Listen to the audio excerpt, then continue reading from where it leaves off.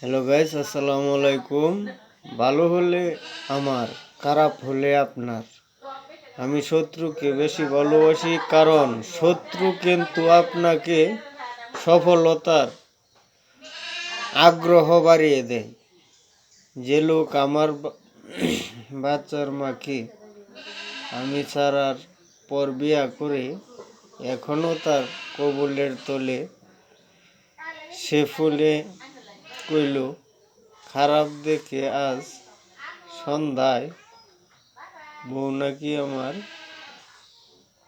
ছাড়ার পরে আবার সংসার করছে 4 বছর, তবু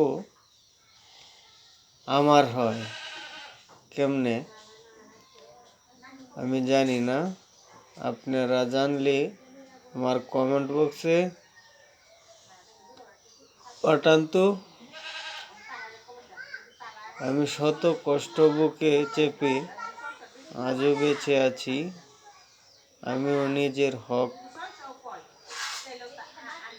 কামাই ধারা খেয়ে পরে বাঁচি। কেউ আপনার একটা রাস্তা বন্ধ করলে আল্লাহ হাজার রাস্তা খুলে দেয়।